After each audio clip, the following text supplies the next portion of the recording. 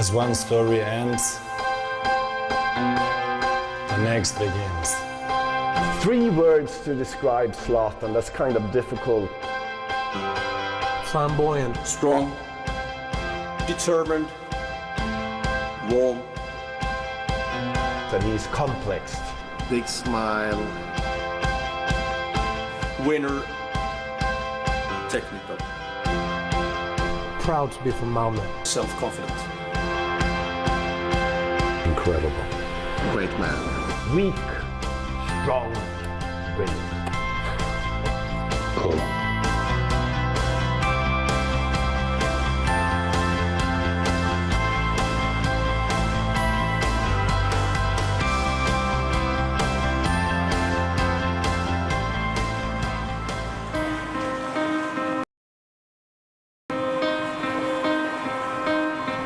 Malmö, the third largest metropolis in Sweden, vibrant and cosmopolitan, with an economy that's regenerated in recent times. The city stands as a monument to the new Sweden. It's a city notable in football terms for Malmö reaching the European Cup final of 1979.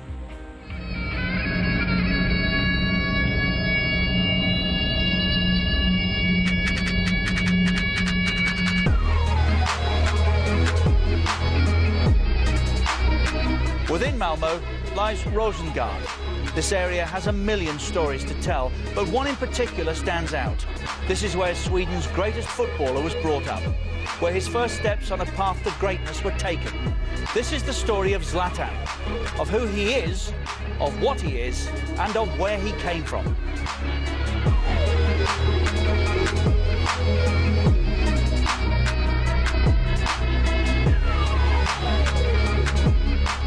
Rosengård is one of the underprivileged areas with a lot of different problems. There are high unemployment, there is a big diversity when it comes to nationalities, and many of the people living there are foreign born. So of course it's one of the city districts that you can read about in the media with all the problems. And of course also in that way the story of Ibrahimovic is the contrasting the other media stories around Rosengård. Rosengård it's one of the poorest areas in Malmö and in Sweden, and it's got a very high level of immigrants living there, and very high rates of unemployment also. So I mean, socially it's one of the hardest or most complicated areas to live in. There's several different parts of Rosengård. And the part where he came from is not the worst one, by far, but still it's bad enough if you have a low social status and maybe no education. Zlatan himself has not much of an education, so he makes his success through his skills with his feet and his talent for seeing what the game should be like. Här var jag bor nu just nu, det är hur trevligt som helst. Jag stormtrivs här faktiskt. Alla känner alla här. När man går på gatan kan man bara stanna till vid någon, kvittar hur gammal hon eller han är. Så snackar man med den personen. Till exempel jag kan gå ut på balkongen och kasta ner en 20-lapp till en av småungarna, gå och handla mjölk. Springer de iväg och handlar mjölk, kommer tillbaka. Så det är på många sätt man kan förklara varför man trivs. There's, I think, in every city there is a environment who is not so good at each other, but there are quite a lot of areas in Rosengård which is really good and really good people and so on. So you shouldn't mark it, I think, as a bad environment. Maybe Rosengård is not a ghetto but it's certainly near something like that. And he lived outside Sweden. He lived in the middle of Malmö, but he was 19 years when he first watched Swedish telly for the first time. He didn't know anything about the traditional Swedes. He lived in a very tough neighborhood. You know, later he met guys who said, nice to meet you and things like that. But in the words Zlatan grew up, you have to show, look at me, hey, you know, you have to be tough. And that was, I think, his first lesson. To survive, you have to be tough. He lived first with his mother, with his 5 siblings, and his mother was a cleaning lady, and sometimes he hit him with his wooden spoon, and sometimes his mother hit him so hard that this wooden stone broke, and then he had to go buy another one, as it was his fault that and then the mother, because of certain circumstances, lost custody over him. He moved to his father. När kommer mamma, sa du? Jag vet inte. Du ringde till hennes mobil. He loved his father, he loves his mother as well, but back in those days his father was sort of traumatized over the Balkan War. He was drinking heavily, and I think he didn't even see Zlatan. He was just sitting there at the telly, you know, seeing the latest news about the war, and were drinking. So Zlatan was out all day, nicking bicycles, and you know, he was a little thief back then. He is a good bike stealer. He was. When he was young, he stole some bikers and he made with him. Not that was me with He used to run good from the cops when he stole bikes, and you know. He was a very fast guy. Yes. Yeah, he must trust on himself, and he learned that from Rosengård, because all the people here in this place trust about themselves, and after that others can do something in the future. He's very important to us because we look after him. He is a good player. Maybe we can say a lot of people in Rosengård, there's Alaska, love Zlatan because he is a special player. When he was asked about the travel he did from this this problematic Rosengård to buying one of the big villas down by the sea, he was asked what did that travel mean to him. He looked into the camera and he said that Zlatan may leave Rosengård, but Rosengård never leaves Zlatan.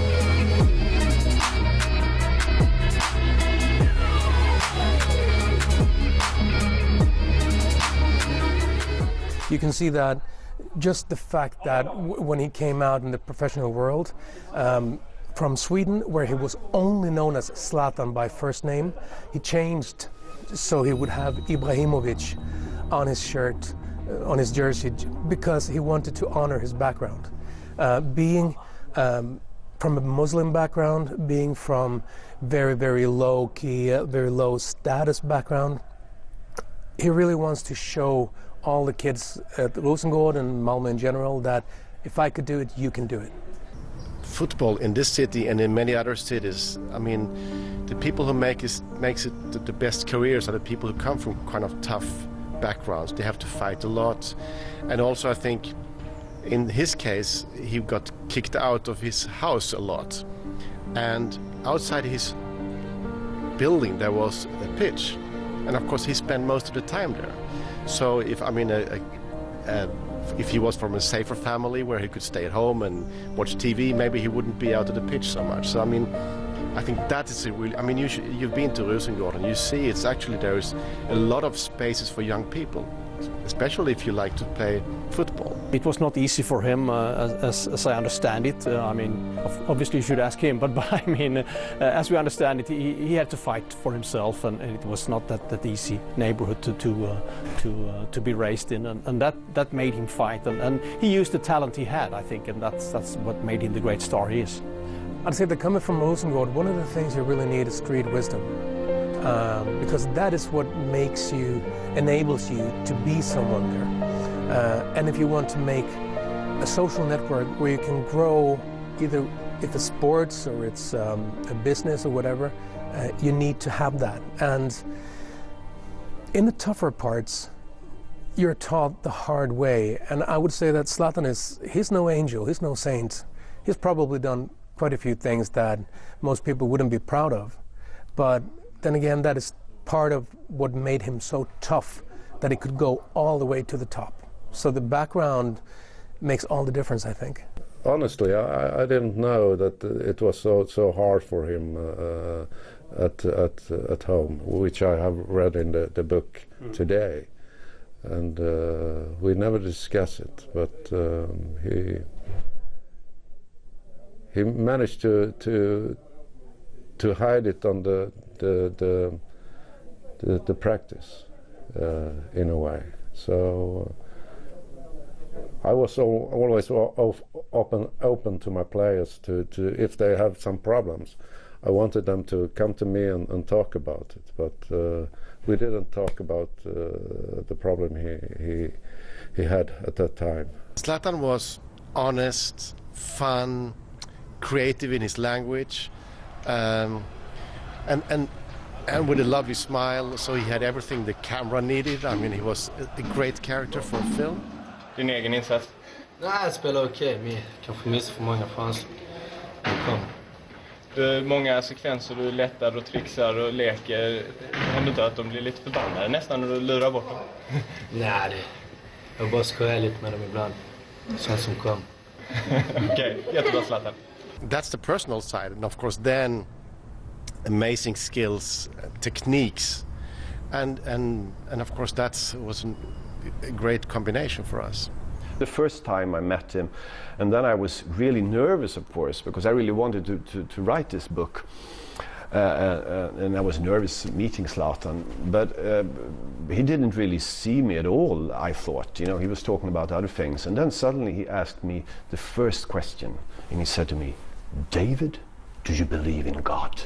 You know, I was nervous. What kind of question is that? And I started to understand, maybe this guy is really religious, or he wanted someone to share his beliefs. I don't know what to say. I don't know, Zlatan. I said, I don't know if I believe in God. And then he looked at me with that Zlatan bling, and he said, then you don't believe in Zlatan either.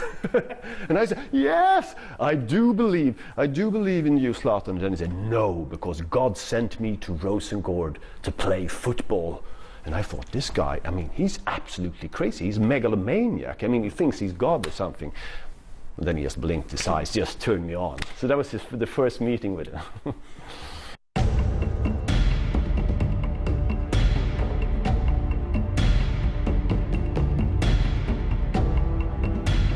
His father and mother didn't have any money, you know, he didn't have this nice clothes. He has been talking and writing a lot about coming to the richer areas because he went to a school where there were rich kids and he couldn't buy the same clothes as them. He didn't have the new shoes. His colleagues in the Malmö FF, they have this, you know, football shoes cost 2,000 with kangaroo shin. I mean, he's bought his shoes for 59 crowns, you know, in this food store. I mean, as a teenager, you want to fit in, and he felt that he didn't, and that I think was quite hard for him. One day he showed me, I mean, you were out, I said, when you were a kid. So what was it like when you come home in the evening? He said, come, David. And we walked to the fridge and he opened it, and I was, you know, amazed because it was full. The fridge was all these Italian delicatesses all over. And he said, you know, David, it's still like this. If not my fridge looks like this, you know, I get anxiety, I get anger. And then he remembered his childhood when he come home, and in the anger and hunger was beating him, and he thought the same thing every time, may it be something. And then he said to me, some days I was hungry as a wolf and there were only beers in the fridge. And that, David, is a pain in that I will never forget. He felt poor and he felt different in a way that can be really hard for a teenager. In the early childhood, I mean, nobody ever noticed him. I mean, his mother was, you know, occupied with his work and all his other brothers and sisters, and his father with the war. And if any grown-up saw him, they thought, I mean, what is this guy gonna steal or something? They didn't see him in any positive way. The only place where they sometimes saw him in a positive way was on the football ground. So I think football was the first way for him to be seen in a positive way. A lot of things that made him great is still there. And of course, part of it is, of course, this kind of the social revenge. I'm going to show them. That's very strong in him. And I think that's very strong in others, like Zidane, or you can talk about other big footballers. They have this kind of social revenge too. He's, in one way, he's this tough, very secure guy, but deep inside he's still this insecure kid from the ghetto. So he has this inside, and I think he uses it, this insecurity and this anger that his childhood gave him. You know, this anger, I want to show them. They think that I'm just this little, you know, immigrant kid, but one day I will show them.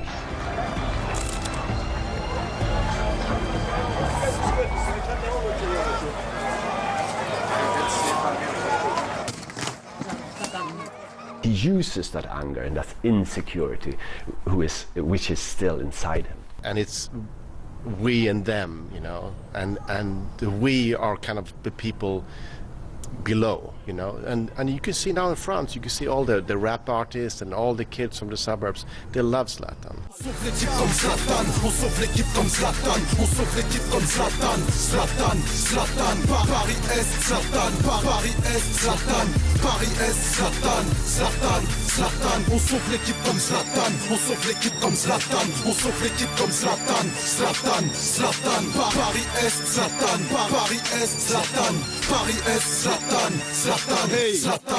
And I think that's really interesting because it's exactly the same feeling here in Sweden.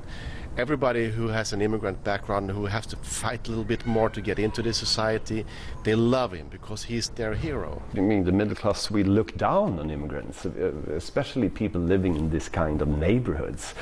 So even if it's not a Zlatan word, I mean, he felt immediately stigmatized of coming from that background. It's the feeling that you treated him as this little ghetto kid. You know, if you go, I think Zlatan is so nice to be with, but if you pretend to be upper class and, you know, and try to fool him and look down at him, I mean, he remember and he get angry. Otroligt mjuk och fin kille, va? Hans bakgrund gör ju att han kanske har den här mer tuffa och kaxiga attityden. Det är en slags mask eller ett försvar för honom mot han kanske ser angrepp både från höger och vänster. Men vi pratar ju mycket med honom och det är en fantastiskt fin kille, va? Ja, jag känner ibland att jag kan vara lite så kaxig. Men alla har sin kaxighet, men alla har sina gränser. Jag kanske går för långt ibland. Men det är inte så som folk tror, att jag är så kaxig idiot, jag fattar ingenting. Utan jag har mina gränser. Jag kan även vara ödmjuk ibland. Jag väljer oftast vara mest kaxig. För annars kan de trycka ner mig lätt, tycker jag. When the fathers, he had beat a guy in the club, and the fathers wrote this list that Zlatan Ibrahimovic don't belong in Malmö FF. And I think that's incredibly important for him. You must imagine, he come there to this club with all these middle-class kids, and he didn't have money, he didn't have the right way to talk, and then the fathers wrote a list that he didn't want him in the club. And that was important, of course, and you can deal with this in all kinds of ways. You can just quit. I mean, I don't care about these brats, or you can try to be like them. But he understands that he will fight and show them. And I think that's an important moment in his career.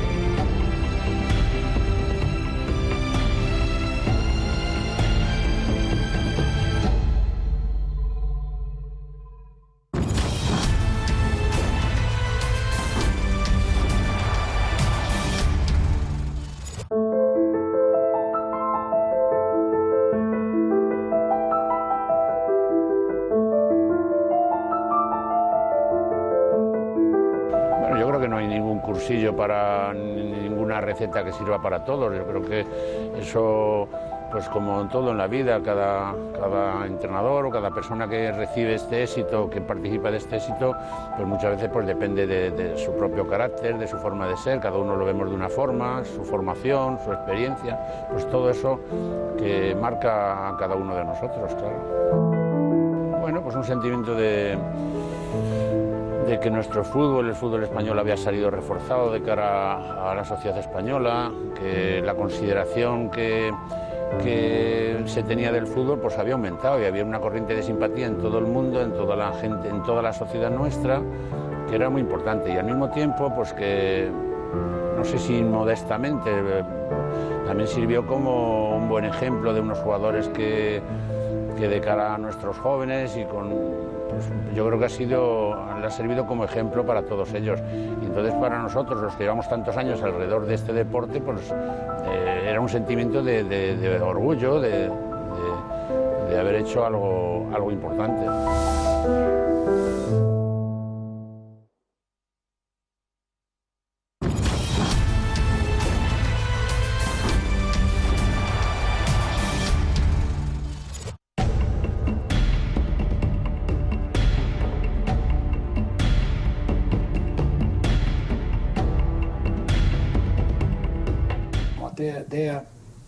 Det är en av de största talangerna, kanske den största jag någonsin har sett komma fram.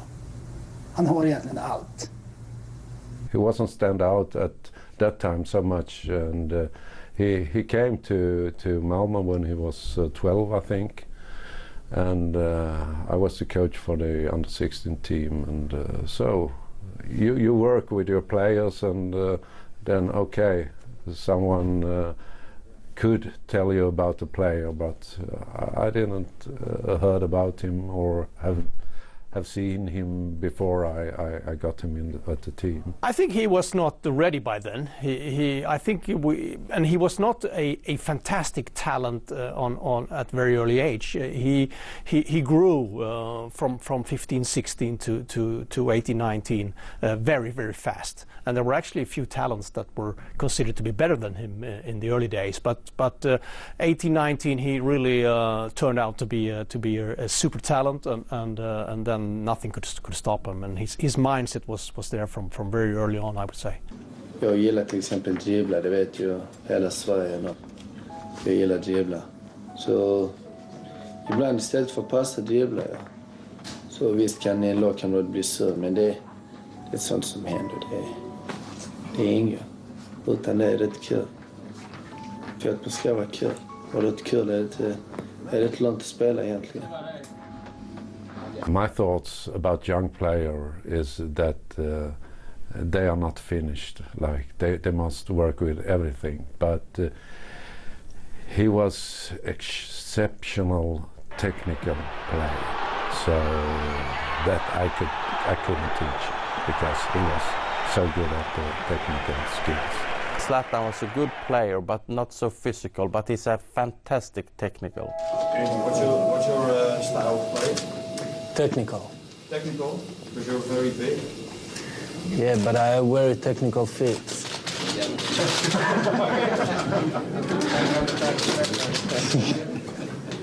And also, I think it's the technical come from the feel when he live home on Rosengård, and they have maybe 3 times they have practices in the club, and after that they go home and also with the football.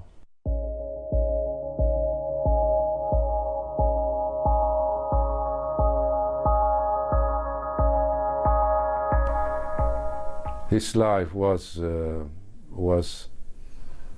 number 1 football, number 2 perhaps school. I don't know, but and family of course. But number 1 was football. So I think he when he could, 24/7, he played football wherever it was. If it was outside in the yard, outside their apartments and so on, he played football everywhere. And that's one of the reasons I think he's been a good player, because he has done so many training hours for himself. Then he became so good as he is. He loved football, the best friend in the world. When I think from he was born in 81 and to today it's a family, and the boys in the family and his wife, and after that it's the football.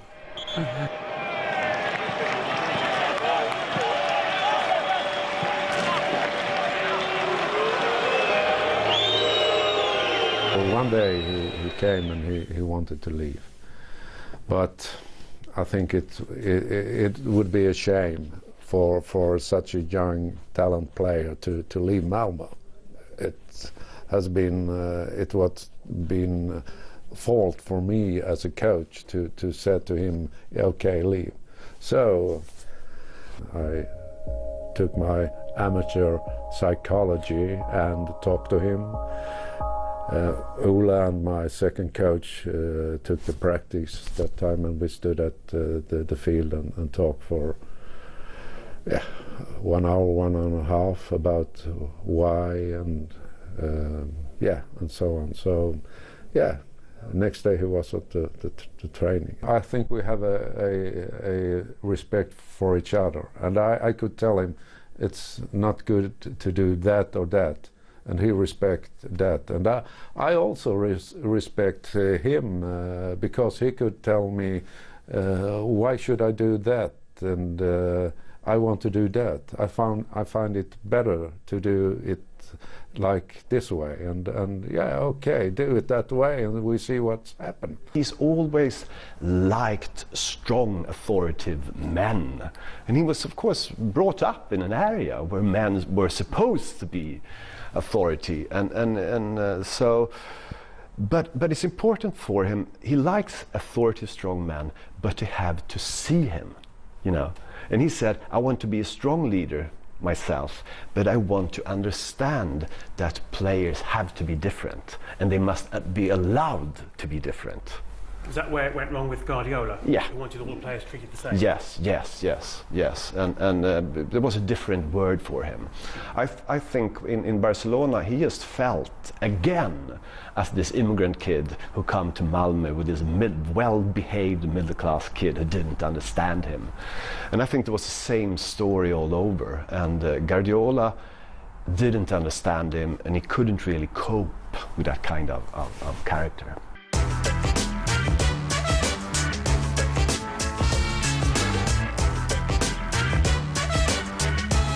I remember now a game in Italy. We went to training camp. We played Verona at that time, and they come with a under 17, I think, and we were under 16, and we played so well that game. In the first half, I think I played this player Tony Flyger, and in the second half I played Zlatan. And they have a magnificent show, those both players, and Zlatan was incredible at that game, and it ended that before full time Verona leave the field. So good was we. So that's one of the games. I think it's a very important step for the career for Zlatan. He can go to, I think it's maybe Roma and Arsenal, or when he was 17 or 18. He was 17, let's not forget, you know, and I wanted to give him a trial with the first team, and he turned it down. He said to me, I don't make trials. You take me or you don't take me. You know, I was a young boy that I had never seen playing, and it shows what Zlatan is about, you know, confidence in his qualities, a kind of charismatic belief, and that explains as well why he made the career he made. But he stayed in the club, he played for Malmö in the second division. And I think it's maybe 15 goals this season when you drop down and come back again to the first division in Sweden. So I think it was a very important step in the career when he stayed in Malmö and played football for the highest level for his career.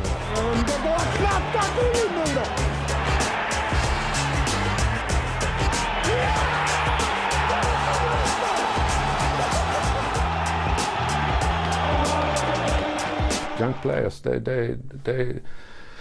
don't set up different goals for them. They are already at the big clubs and so on. So, but I think Zlatan has always have some goals for him in the future, and step by step taken them. Yeah, he was a very good player. That was his first real season. We played second division.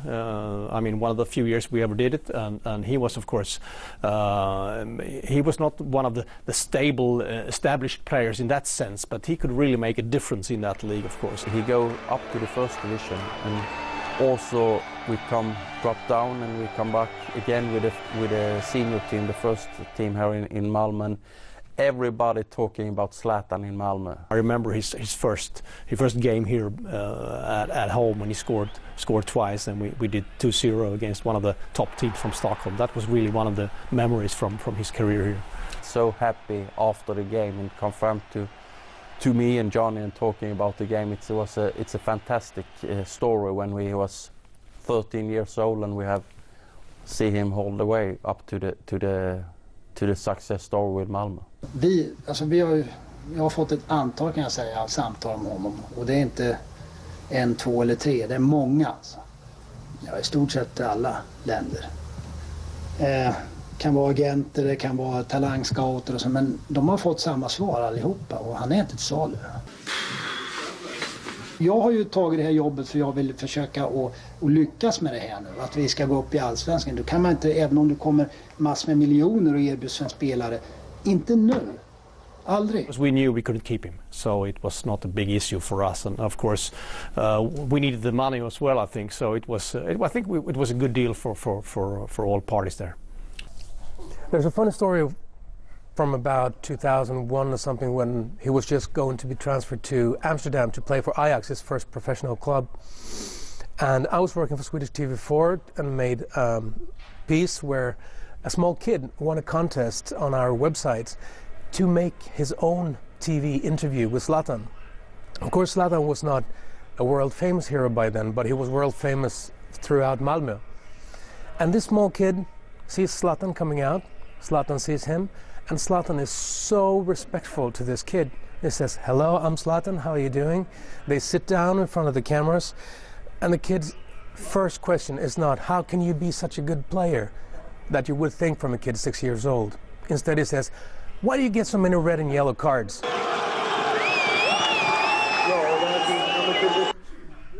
And Zlatan, being a star, maybe he would be offended. But no, he just laughs his heart out and says, "Well, maybe I should just chill a bit." And he really liked that kid, and it shone out through.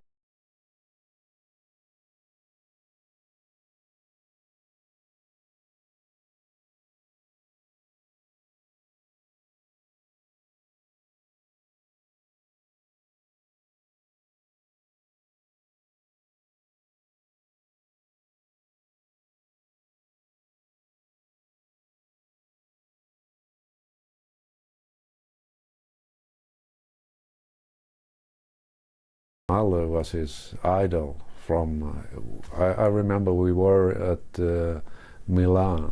And we're looking for the Fiorentina against Inter Milano, and Ronaldo played a game in San Siro. Fortunately, Ronaldo scores 2 goals. I think Inter won 2-0, and that was happiness for Zlatan to see his idol scoring 2 goals. And he said to Johnny, "I will play on this stadium." And he says, "I'm going to be here one day." 5 years later, we play in Juventus, and they play against San Siro, so it's fantastic. He wanted to be better and better, and that's one of the keys to his success, I think. He's always have goals, and that's good. I think it's a success story with Zlatan. His ambitions he come to when we have some. It's important to say it's very good in school, but he's said to I go from the school and I will play football now, and he also I will be the best player in the world.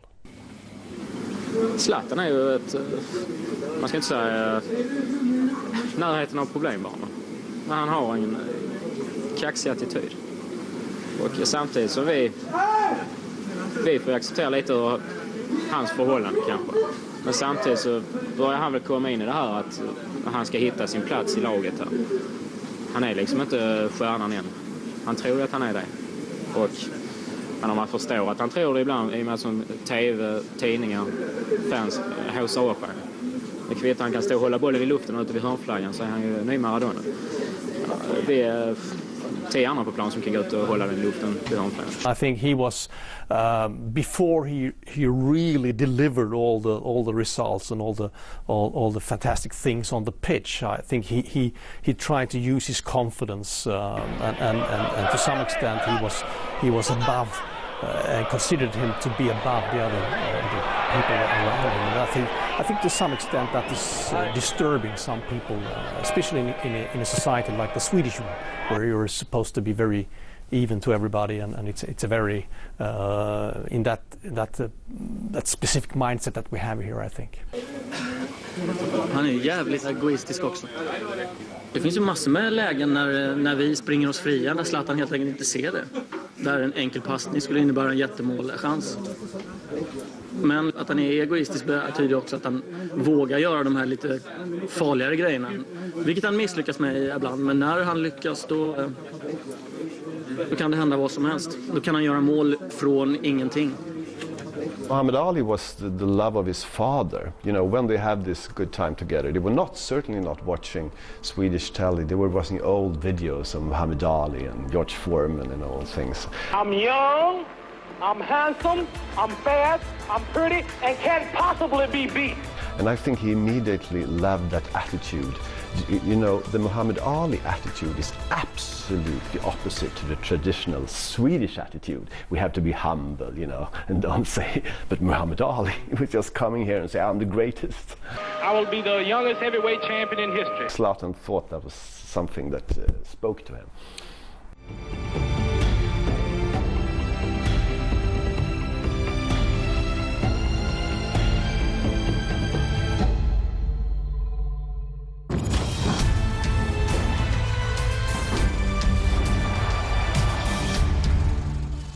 There is a feeling when you score a goal. It's hard to describe. You lose yourself. It's an explosion of emotions. You can't control it. Thousands cheering with you in the stadium. Millions worldwide. You've made it happen. Now, you scored in the Premier League. That's special. The Barclays Premier League, the most exciting league on the planet, exclusive on beIN Sport.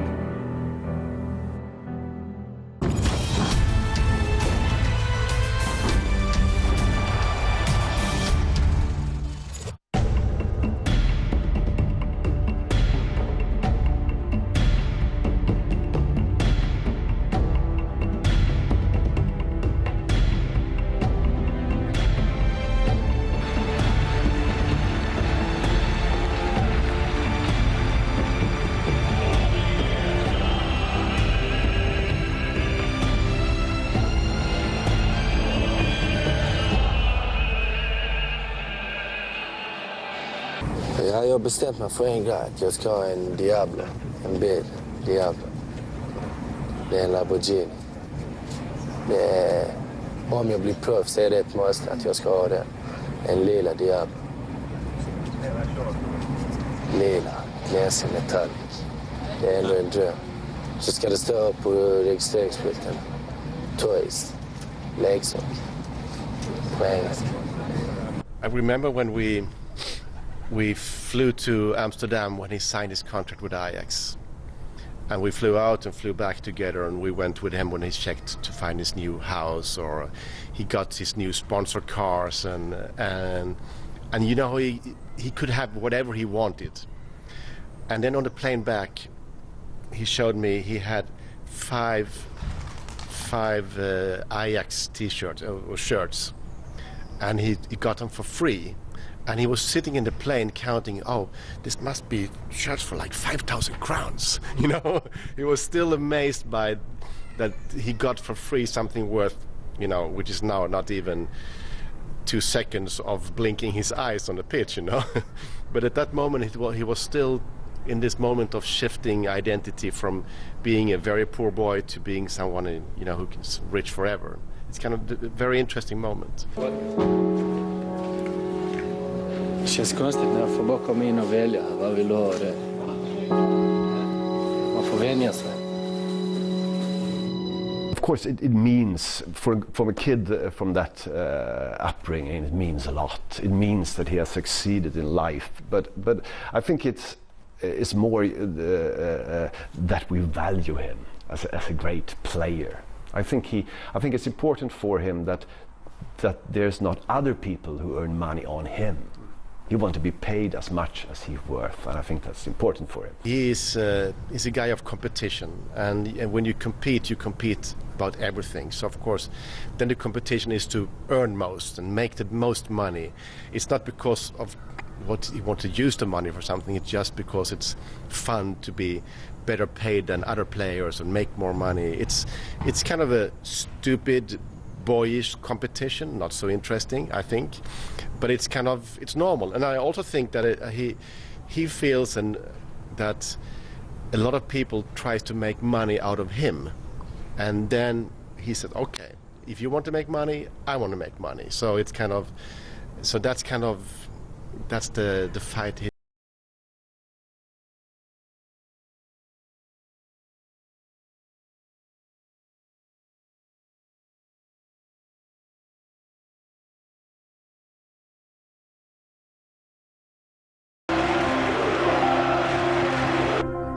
Malmo, of course, think he's one of their sons, because he has put Malmo on the map, so to speak. He's a living hero in Malmo, and he's very much loved and admired, and we follow the teams that Zlatan plays in. Normally I will go for Barcelona, but on Tuesday I'm on, when they meet Barcelona, I will be for Paris.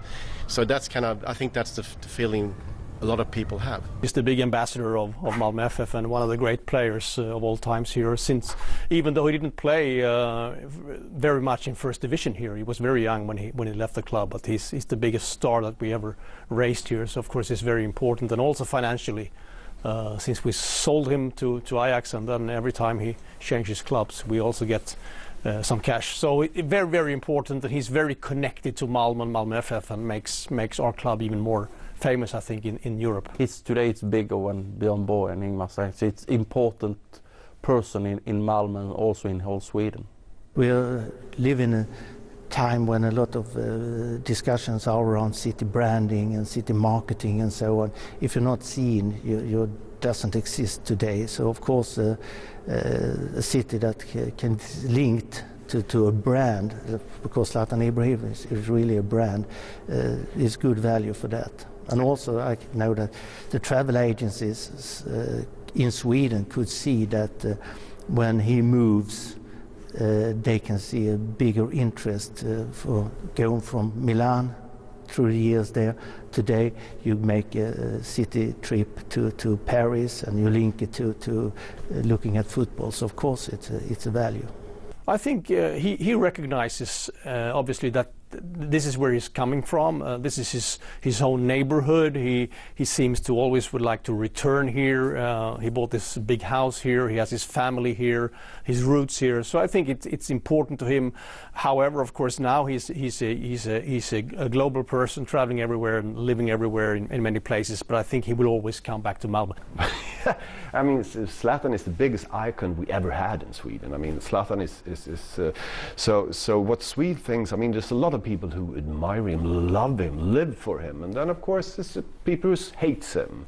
I mean, they are racist, of course, and there are other things he hasn't had this right attitude, that it's not Swedish, you know. But he concerns us, you know. We never. I mean, even if you compare to Björn Borg or so, you never have such a big star in Sweden. You know, I travel the world a lot as filmmaker, and my films travel too. So I've been to all continents over the last years, and wherever I go and I say I'm from Malmö, people will say Zlatan Ibrahimovic. And of course, there is no one else from this city who has kind of that brand, and I mean, of course, that's extremely cool. I can go in a taxi in Managua, Central America, Nicaragua, or in South Korea, or, you know, New Zealand, wherever, and it's Zlatan Ibrahimovic.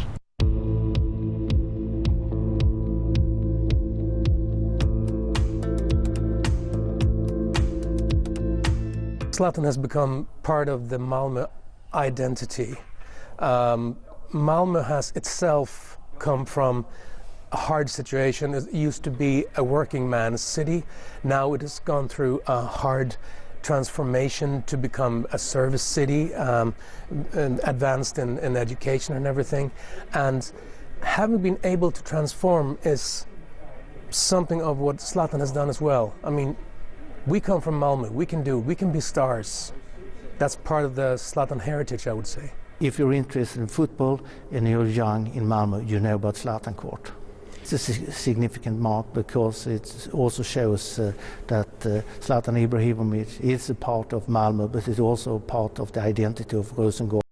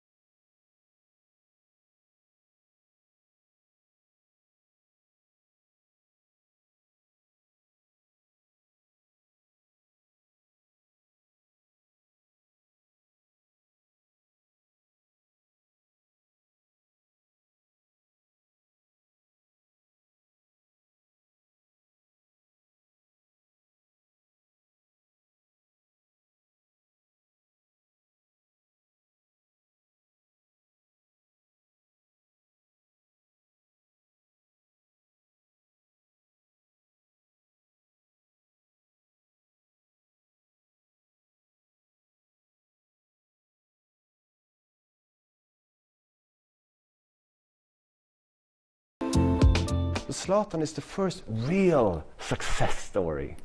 So he shows us the new Sweden, new Sweden rising. For many kids, he is a role model in that way.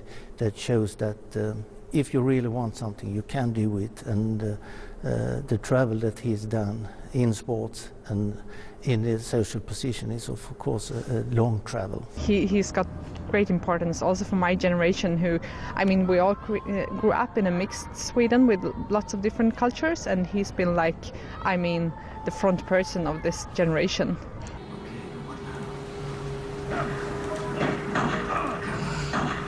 Ja, varför blev jag såld för? Jag blev såld för 82,5 eller 6 miljoner. Det beror på valutan. Ökar valutan kan jag bli såld för 90 miljoner. Mamma fick reda på tvn. De hade visat en bild på mig där. TV2 kan inte så bra svenska. Så hon trodde något hade hänt med mig. Så ringde hon mig panikslagen då. Vad har hänt med det och det? Nej, ingenting. Jag har blivit såld till Ajax. Ja, men så blev hon gråta glad för min skull. Kom jag hem. Fick jag stor kram. Så hon är glad. Det kommer kännas lite annorlunda, men jag kommer fortsätta vara mig själv. Jag ska inte förändra mig ett dugg. Utan det gäller bara då att vara försiktig med den ekonomiska biten, men min personlighet och det ska vara som vanligt. I recognize him, but I also see a very different person, of course. He's grown a lot. He's very interested in things around him. He's a grown-up and very established person. He has experienced a lot over these 10, 11 years since he left here. And of course, I see the boy in him when I meet him, but I also see a grown-up man with a family and taking on responsibility for the environment where he's working and where he's living. So it's both yes and no, but I recognize him still, I think. If you go out in Malmö and see youngsters, 8, 10 or whatever, playing football somewhere at the grass or something like that, and you ask them, who are you? I'm Zlatan. There are also, of course, another side of that story that I mean, the children in this area, Rosengård, that teachers who are working with them are saying that they are not really working as hard in school because everybody wants to be like Zlatan instead of working in school. So, I mean, there is a backside of the story also. How do you think your book has changed perceptions of him? Maybe abroad as much as... No, it changed. I think we don't remember now because, of course, he has more enemies before the book because people didn't understand him. But now, when they read about his childhood and understand how difficult he has, they understand him more. And I've heard so much. I used to hate Zlatan, but then I read the book and now I love him. But the most important thing for me and for Zlatan is that all these kids who never ever read a book, who thought that books was the kind of most nerdiest thing, you know, they never went near a bookstore or a library, they are now reading. And that's beautiful, because in Sweden, as all over, we have a problem with these kids from this suburb. They don't read at all. They don't, the language is so poor. But now they start reading. So Zlatan, I sometimes say that absolutely remember Zlatan for all his fantastic goals and things he did on the plane. But maybe you should most of all remember Zlatan, for he was the guy who made Sweden to read. It's the same Zlatan. It's a warm guy, and it's also interesting, and also have many questions. He have so interesting about the football team in Malmö, and he also have some small projects when we in Malmö working with a school in Rosengård, and also Zlatan dedicate his story and his book to the children in the class in the Christmas present, and the children read the book and tell the stories to Zlatan and get him back to his career. So it's very warm, and it's so interesting about the team in Malmö. I think it's beautiful because I lecture a lot, and I see all these kids from the suburbs, and I see that Zlatan means hope for them. Because of course they grow up and they think, no, there's no way for us to get into Swedish society. But then they see, but Zlatan did. I can see he really means hope. It's possible, and that's beautiful. Zlatan Ibrahimovic, truly an icon in Sweden and beyond. Once again, he's a champion with PSG now, the 6th club he's won a league title with. He continues to prove that wherever you come from, you can succeed. He is Zlatan.